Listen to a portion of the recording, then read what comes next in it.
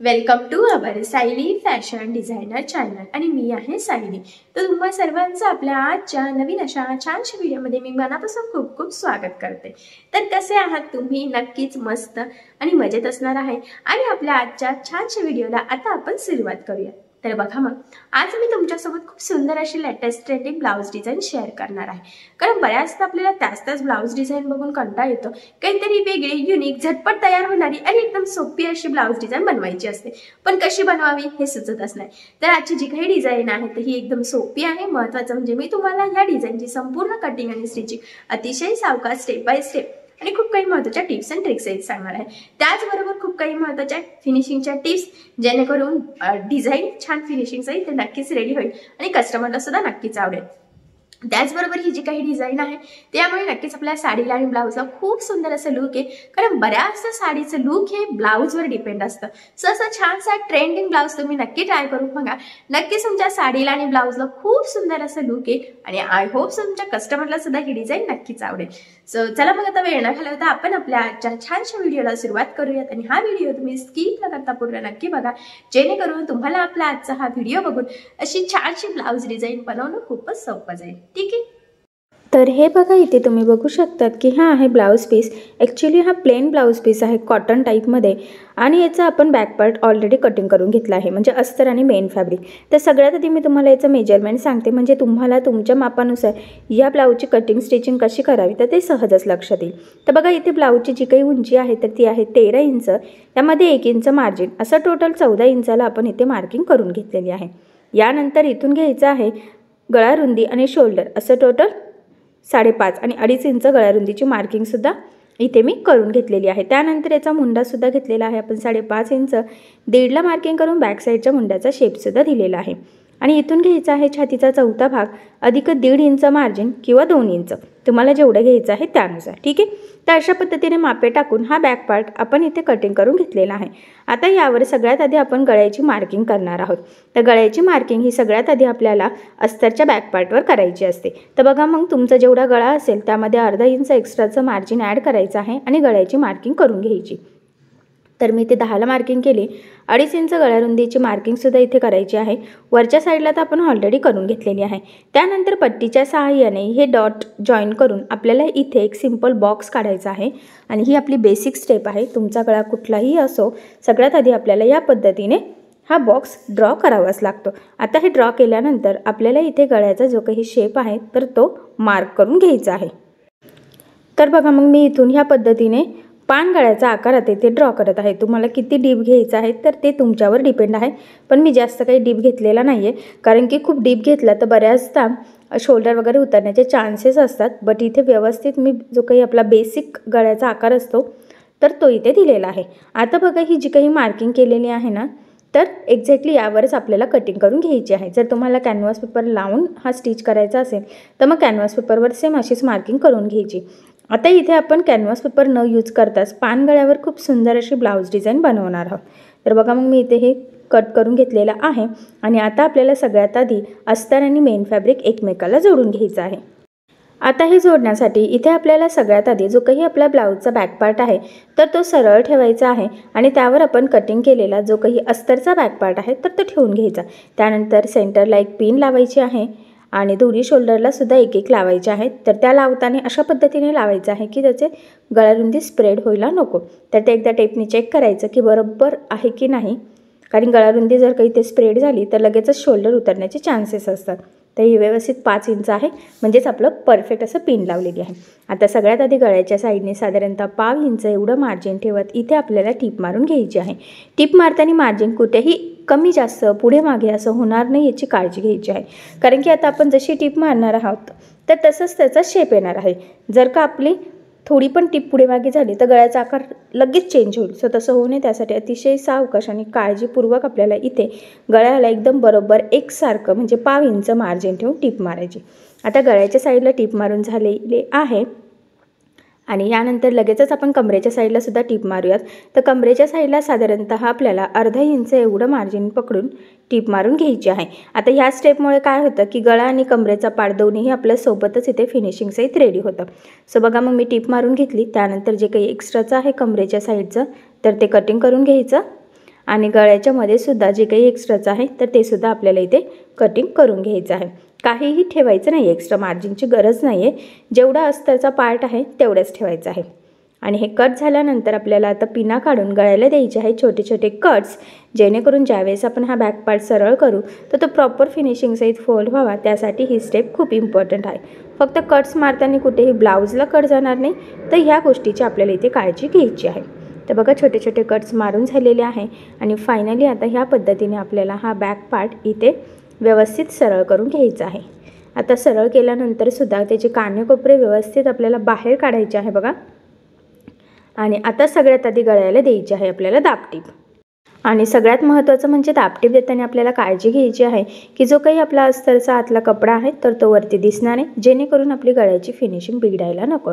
तर फिनिशिंगसाठी सुद्धा ही खूपच महत्त्वाची टीप आहे, तर ही तुम्ही आवर्जून फॉलो करायची आहे.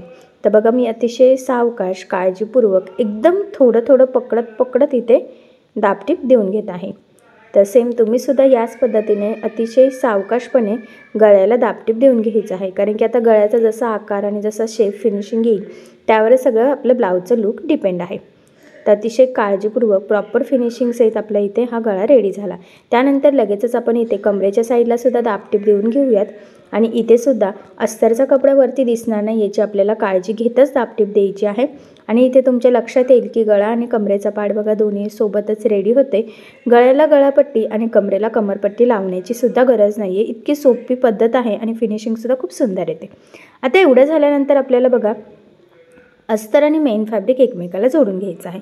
आता हे जोडताना कुठेही गोळा होणार नाही, तिरकं जाणार नाही, या छोट्या मोठ्या गोष्टींची आपल्याला काळजी इथे घ्यायची आहे. नाहीतर बऱ्याचदा ते जोडताना मध्ये गोळा होण्याचे चान्सेस असतात. तर तेवढ्या गोष्टीची फक्त आपल्याला एक काळजी घ्यायची आहे.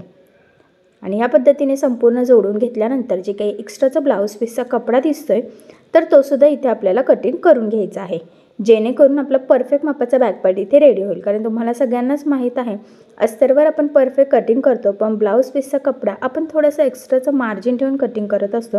खरं तर म्हणूनच मग ह्या पद्धतीने ते कट करून घ्यायचं. ठीक आहे. त्यानंतर बघा मी इथून ह्या पद्धतीने एक शेप ड्रॉ करून घेतलेला आहे, थोडासा असा गोलाकार क्रॉसमध्ये वन साईड टाईप. ठीक आहे. आता तो बॅकपार्ट मी साईडला ठेवला आणि ब्लाऊजचा मधला हा जो काही कपडा आहे तर हा कपडा घेते. तर आता आपल्याला ना छोटे छोटे स्क्वेअर म्हणजेच चौकोन तयार करून घ्यायचे आहे. तर ते कशासाठी तर ते मी तुम्हाला पुढे सांगेलच. तर बघा मग ह्या पद्धतीने एवढं पार्ट तरी आपल्याला लागणार आहे. म्हणजे 2x2चं किंवा 2.5x2चं किंवा 3x3चे चौकोन तयार करायचे आहे. तर मला असं वाटतं की 3x3चेच इथे व्यवस्थित राहतील, म्हणजे व्यवस्थित डिझाईनसुद्धा तयार होईल. सो मग अशा पद्धतीने अजून आपण इथे कटिंग करून घेऊयात. आणि बघा मग ह्या पद्धतीने आपल्याला ते फोल्ड करून इथे टीप मारून घ्यायची आहे. तर सेम बघा जसे त्रिकोण बनवतं तसं आणि अजून एकदा एक्स्ट्रा फोल्ड. म्हणजे नीट लक्ष द्या, तुमच्या लक्षात येईल की मी कशा पद्धतीने फोल्ड करत आहे आणि कशा पद्धतीने आपल्याला टिपसुद्धा टाकायची आहे. तर ही बघा नवीनच ट्रेंडिंग डिझाईन आहे. नक्कीच ह्या डिझाईनमुळे ब्लाऊजला साडीला खूप सुंदर असं लूक येईल आणि सगळ्यात महत्त्वाचं म्हणजे खूप सोपीसुद्धा आहे. सो नक्की अशी डिझाईन ट्राय करून बघा. असंही मी खूप सोप्या पद्धतीने तुम्हाला सांगण्याचा प्रयत्न करत आहे. तर बघा मग सेम ह्याच पद्धतीने बाकीचे उरलेले सगळेच वेगळ्या पद्धतीचे हे त्रिकोण आपण इथे रेडी करून घेऊयात. तर बघा मग फायनली हे सगळे तयार झालेले आहेत. तर आता जे काही एक्स्ट्राचं होतं ना थोडंसं तर ते आपण कट करूयात, म्हणजे एकदम व्यवस्थित शेपमध्ये आपले त्रिकोण इथे तयार होतील आणि मग ब्लाऊज डिझाईनला सुद्धा काही प्रॉब्लेम यायला नको यासाठी. कारण की आपण डायरेक्ट कट केलं होतं अंदाजे, तर थोडंफार होऊ शकतं. फक्त स्टिच करताना ते व्यवस्थित बनवायचे आहे. ठीक आहे. तर बघा हे त्रिकोण छान आपले रेडी झालेले आहेत. आता ते आपल्याला इथे ब्लाऊजला लावून घ्यायचे आहेत. तर बघा ते इथून लावायला सुरुवात करायची आहे अशा पद्धतीने, म्हणजे वरच्या साईडने सरळ दिसलं पाहिजे आणि क्रॉसमध्ये खाली येईल. बघा नीट लक्ष द्या. थोडंसं मी मार्जिन सोडलं आहे 1/2 इंचाचं, तुम्ही अर्धा इंच 1 इंच पण सोडू शकतात. ॲक्च्युली ते तुमच्यावर डिपेंड आहे. ठीक आहे. तर बघा मग ह्या पद्धतीने आता व्यवस्थित जवळजवळ लावून घ्यायचे आहेत. यामध्ये जास्त डिस्टन्सची गरज नाही आहे, कारण की हे लावून झाल्यानंतर जी काही डिझाईन तयार होणार आहे तर त्यासाठी हे जवळजवळ लावणंच गरजेचं आहे. जर खूप लांब लांब लावले तर डिझाईन व्यवस्थित तयार होणार नाही. तर नक्कीच तुमच्या लक्षात येत असेल की कशा पद्धतीने मी हे त्रिकोण इथे लावून घेत आहे. तर तुम्हीसुद्धा व्यवस्थित त्याच पद्धतीने लावायचं आहे. पानगळा आहे त्यामुळे कडेकडेने एकसारखं मार्जिन राहील याचीसुद्धा आपल्याला इथे काळजी घ्यायची आहे. त्याचं फायनल लुक तर तुमच्या लक्षात येईलच. फक्त आत्ता सध्या हे त्रिकोण कसे लावायचे ते जास्त गरजेचं आहे, कारण ते जर व्यवस्थित लागले गेले नाही तर मग डिझाईन सगळी बिघडेलच. त्याला हवं तसं लुकच येणार नाही. सो त्यासाठी अतिशय काळजीपूर्वक सावकाशपणे आपल्याला इथे हे स्टिच करून घ्यायचं आहे. आणि जसं आपण बघा थोडासा क्रॉसमध्ये असा गोलाकार शेप दिला होता ना सेंटरपासून, बरोबर त्यावरच आपण तिथपर्यंत लावून घेतली. ठीक आहे, आता हे लावून झालेले आहे. त्यानंतर आता काय करायचं आहे, पुढची डिझाईन बनवण्याच्या आधी म्हणजे जे त्रिकोण लावलेले आहे ना तर ते वेगळ्या शेपमध्ये आपल्याला फोल्ड करायचे आहेत, पण ते मी तुम्हाला पुढे सांगेल. त्याआधी आपण एक साईडने लेस लावून घेऊयात. तर इथे तुम्ही तुमच्या आवडीनुसार कुठलीही लेस यूज करू शकतात, बट इथे मी सिंपल अशी गोल लेस घेतलेली आहे आणि ती आता आपण इथे डबल लेअरमध्ये लावून घेऊयात, जेणेकरून ब्लाऊज डिझाईनला अजूनच छान असं लुक यावं यासाठी. तर मी इथून स्टार्ट केलेलं आहे. बरोबर गळ्याच्या कडेकडेने मी इथे काहीही मार्जिन ठेवलेलं नाही आहे. आणि मी पुन्हा सांगते, लेस तुम्ही तुमच्या आवडीनुसार कुठलीही लावू शकतात. महत्त्वाचं म्हणजे लेस लावताना शक्यतो मॅचिंग धागा यूज करायचा.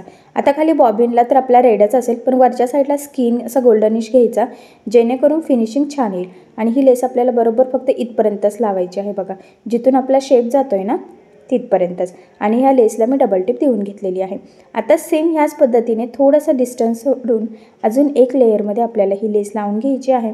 त्याचबरोबर लेसला पुन्हा डबल टिपसुद्धा द्यायची आहे. तर डबल टिप देण्याचे कारण आहे की फिनिशिंग छान येते. महत्त्वाचं म्हणजे लेसवरती तरंगतसुद्धा नाही, ती पॅकसुद्धा लागली जाते. सो त्यामुळे शक्य असल्यास तुम्ही डबल टिप द्यायची, म्हणजे तुमची लेस जाड बारीक कशीही असो, पण फिनिशिंगसाठी ही गोष्ट खूप इम्पॉर्टंट आहे. तर तुम्हीसुद्धा नक्कीच फॉलो करा, म्हणजे लेससुद्धा लवकर खराब पण होणार नाही आणि दिसायला पण छान दिसेल. सो बघा मग फायनली आपण इथे 2 लेअरमध्ये वन साईड म्हणजे एका साईडला ही लेस लावून घेतलेली आहे. ठीक आहे, इथपर्यंत नक्कीच लक्षात आलं असेल. यानंतर आता मी पुन्हा सांगते, पुढची डिझाईन बनवण्याच्या आधी आपण बॅक साईडला इथे टक्स टाकून घेऊयात, जेणेकरून आपल्याला थोडंसं डिझाईनचा अंदाज येईल. त्याआधी इथे मी बघा 1 मीटर रेडीमेड नॉट घेतलेला आहे. एका ब्लाऊजसाठी तेवढं सफिशियंट असतं आणि साधारणतः 2.5 ते 3 इंच खाली आपल्याला इथे लावून घ्यायचं आहे. त्याचबरोबर महत्त्वाचं म्हणजे पानगळा किंवा मटका गळा असेल तर आपल्याला नॉट हे लावावं लागतं. त्याच्यामुळे मग पानगळा आहे म्हणून लावलेला आहे. काहींना नॉट आवडत नाही तर तुम्ही नाही लावलं तरीसुद्धा चालेल, मग तुम्ही गोल शेप इथे घेऊ शकता. ठीक आहे, तर बघा मग मी इथे दोन्ही साईडने बरोबर एकाच लेवलमध्ये हे रेडीमेड गोल्डन कलरचं नॉट लावून घेतलेलं आहे. आता यानंतर बॅक साईडला टक्स टाकूयात. तर बघा सेंटरपासून आपण इथे 4.5 इंचाला मार्किंग करून अर्धा इंच साईडला आणि उभा 4 इंचाच्या टक्स पॉईंटची आपण इथे मार्किंग करून घेतलेली आहे. आता ही मार्किंग केल्यानंतर या पद्धतीने फोल्ड करून तिरका टक्स आपल्याला इथे टाकून घ्यायचा आहे. लक्षात राहूला स्टार्टिंगला डबल टिप देऊन लॉक करायचा आहे. तिरका टक्स आहे आणि संपूर्ण टक्सला सुद्धा आपल्याला इथे डबल टिप देऊन घ्यायची आहे. सेम त्याच पद्धतीने आपण दुसऱ्या साईडला सुद्धा बरोबर तिरका टक्स टाकून घेऊयात. स्टार्टिंगला एंडिंगला व्यवस्थित लॉक करून घ्यायचं आहे या पद्धतीने. सो फायनली प्रॉपर फिनिशिंग सहित आपण इथे दोन्ही साईडला टक्स टाकून घेतलेले आहे. आणि आता मी म्हटल्याप्रमाणे आपण पुढची डिझाईन बनवायला सुरुवात करूयात. तर बघा सगळ्यात आधी इथे आपल्याला आता सुई आणि गोल्डन जे काही मणी असतात तर ते लागणार आहे. सुईमध्ये तुम्ही 4 पदरी दोरा ओवून घेतला तरी चालेल किंवा डबल फोल्ड घेतला तरीसुद्धा चालेल. तुम्हाला जी इझी वाटेल त्यानुसार तुम्ही करू शकता. तर बघा मग इथून आता हा कोपरा आपल्याला या पद्धतीने इथे फोल्ड करून सुईने 1-2 टाके टाकून व्यवस्थित पॅक करून घ्यायचं आहे, जेणेकरून ते वेगळी डिझाईनसारखं दिसेल. आणि त्यामध्ये मग एक मनी गोल्डन कलरचा ओवून घेतलेला आहे.